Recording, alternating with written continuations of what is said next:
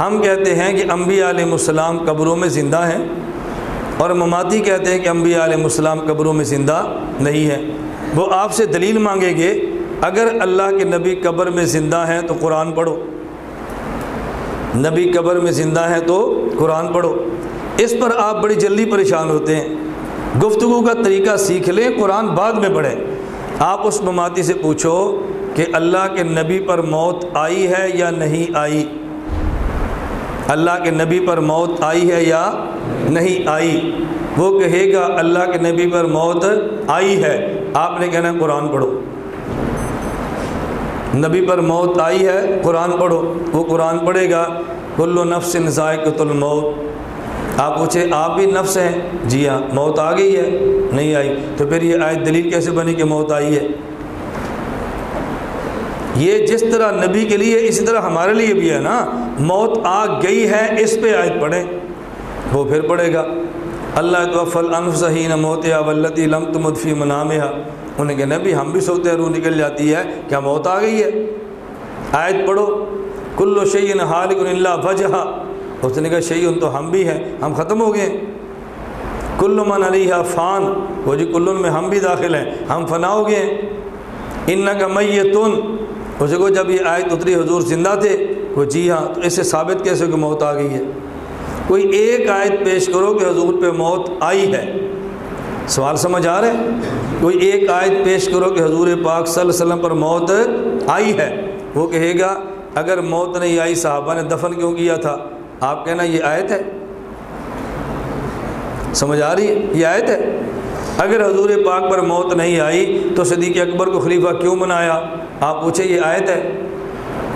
اگر حضور پاک پر موت نہیں آئی تو بتاؤ ابو بکر حضور کے مصلی پہ کیوں کھڑے ہوئے؟ آپ پوچھیں یہ آیت ہے۔ آیت پیش کرو، آیت کہ حضور پہ موت آئی ہے، ایک آیت پڑھو۔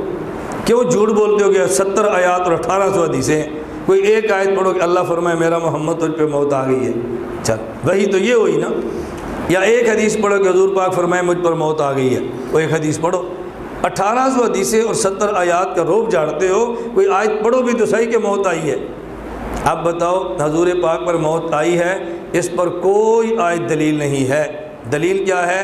صحابہ کا اجماع ہے کہ موت آئی ہے اور حضور کو قبر میں دفن کر دیا ہے۔ اب نبی کی موت پر قرآن ہے یا صحابہ کا اجماع ہے؟ بولو۔ موت پر، نبی کی موت پر دلیل قرآن کی آیت یا صحابہ کا اجماع؟ تو جس دلیل سے نبی کی موت ثابت ہے اسی دلیل سے نبی کی حیات ثابت ہوگی نا۔ وہ کہتے ہیں نہیں، موت پہ میں اجماع صحابہ پیش کروں گا اور آپ حیات پہ قرآن پیش کرو۔ ہم کہتے ہیں جس دلیل سے موت ثابت اسی دلیل سے حیات ثابت ہے۔